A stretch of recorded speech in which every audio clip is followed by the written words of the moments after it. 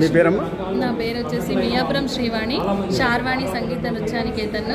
నేను నిర్మల్ డిస్టిక్ భైన్సా నుండి వచ్చానండి. ఓకే, చాలా సంతోషం అమ్మా. ఇక్కడ మీరు అవార్డు తీసుకున్నారు కదా, ఈ సంగీతం దానికి సంబంధించిందేనా? నృత్యకళకు సంగీత కళాకారిణిగా నాకు ఇక్కడ నిర్మల్ జిల్లా తరఫున పిలిచి ఉన్నారు.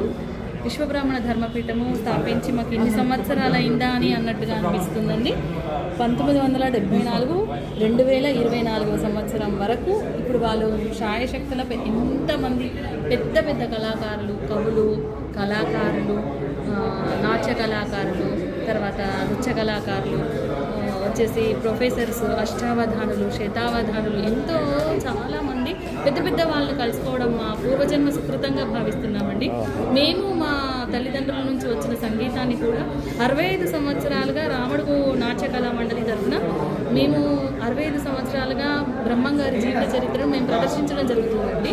అది మేము కరీంనగర్ డిస్టిక్లో ఉంది, రాముడు మండలం అండి. అది ఇప్పటికీ వైశాఖ మాసంలో వచ్చే మార్చిలో ఉగాది తర్వాత వచ్చే పంచమి రోజు మేము దాని ప్రదర్శన కూడా ఉంటుంది.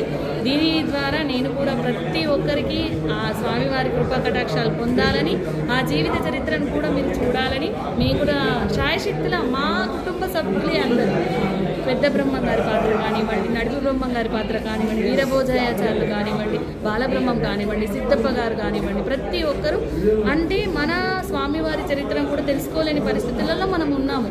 బ్రహ్మం గారు అంటే కాలజ్ఞాన దాసారు అని తెలుసు, కానీ తన పుట్టుక, తన బాల్యము, తన వివాహము, తన జీవిత చరిత్ర, తన సమాధి ఎవరికీ తెలియదు. అది కోకొల్లలుగా కట్టా లక్ష్మీనరసయ్య గారు మా తాతగారైన కట్ట సత్యనారాయణ గారు భగవతార్ గారికి నేర్పించడము, మా పెద్దనాన్నగారైన కట్ట నరసింహాచార్య గారికి నేర్పించడం, మా తండ్రి గారైన కట్ట నిరంజనాచారి గారికి నేర్పించడం, దాని ద్వారా మాకు ఇలాంటిది అవ్వడం అనేది మా పూర్వజన్మ సుకృతం అని మేము భావిస్తున్నామండి.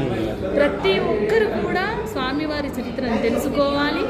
జై విశ్వకర్మ, జై జై విశ్వకర్మ. చాలా సంతోషం అమ్మా, చాలా సంతోషం. మంచి